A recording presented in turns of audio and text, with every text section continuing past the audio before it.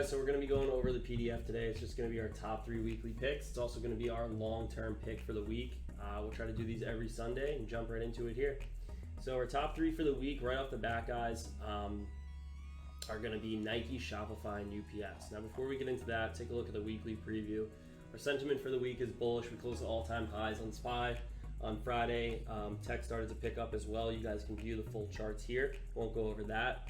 But we do have to keep an eye out for anything that Biden wants to change as a national or state mandate in relation to the Delta variant. So can change at any time, but for right now we have to stay bullish. The trend is our friend, and trend is bullish. So let's jump right into it. So Nike's our first pick of the week, guys.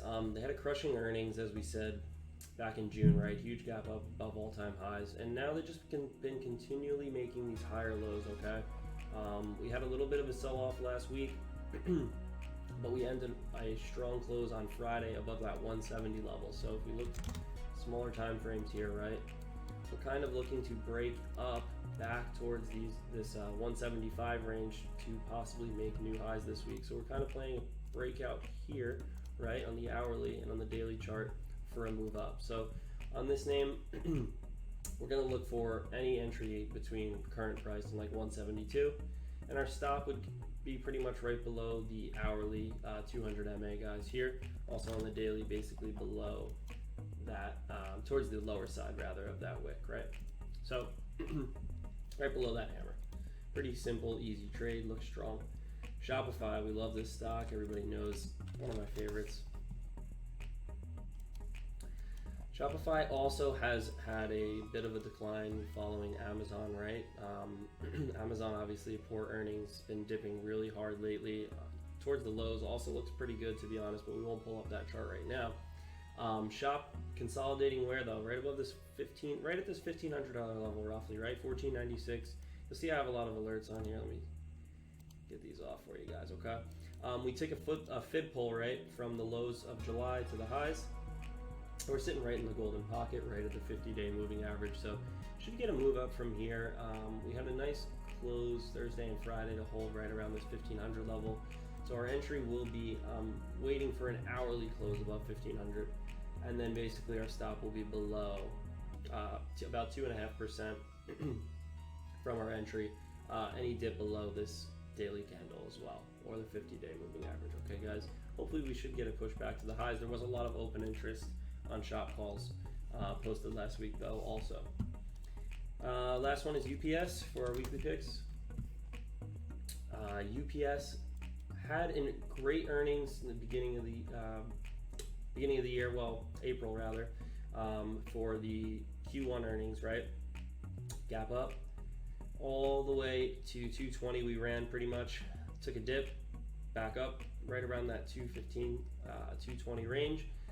Then another earnings a couple weeks ago brought us right back down to this range. So now we're kind of looking at forming a little bit of a base here, right, at that previous level we were at here at 180, 190. So what we're taking a look at here is playing a rise back to, at least maybe even a little bit more. Honestly, it could be a gap fill, but at least to that $200 level this week or next week, with a stop basically right below these lows here, guys. So pretty low risk trade there. I don't think we will fill the gap back down on UPS. Should be pretty strong. I believe they had a lot of buying pressure coming in on Thursday and Friday as well when we were watching the tape. All right, and lastly, our long-term pick is going to be AT&T. So it's good to have some dividend stocks, guys. The thing with these dividend stocks is, right, a couple of them have, they're not at their lows anymore. So if you're able to grab dividend stocks, that's great because you're getting the quarterly payment, but you also want the stock itself to go up, right? So AT&T is in this giant channel, right? This giant range. You can see here every time it gets to 27 or so, bounces up to 33. This has been since COVID. So right around here, we seem to be forming an accumulation phase, right around this area.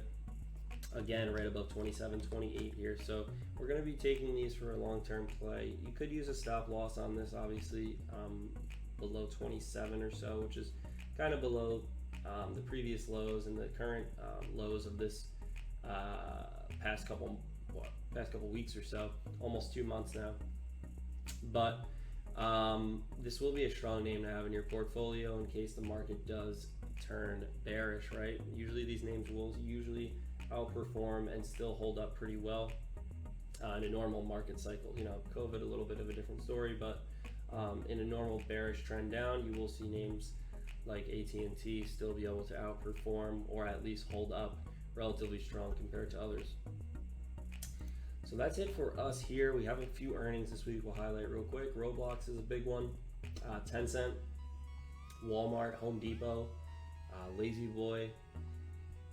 Let's see what else. Lowe's, Target, Robinhood's going to be big. Nvidia, I'm pretty bullish on Nvidia. We'll take a couple 210 calls, I think, on Monday's open, just to see if we can get some buying pressure there. The chart's similar to Nike actually, but it doesn't have as much room to run, so we'll have to see how their earnings are. Bilibili, BJ's, Kohl's, Macy's, Petco, Applied Materials, and John Deere and Foot Locker at the end of the week. But that's it, guys. You guys can check out the PDF. The link will be posted in the description below. And that's it for this week. We will do a market update every Monday as well, so you'll see that posted tomorrow by myself or Jake or even us together. But have a good week, guys, and we'll see you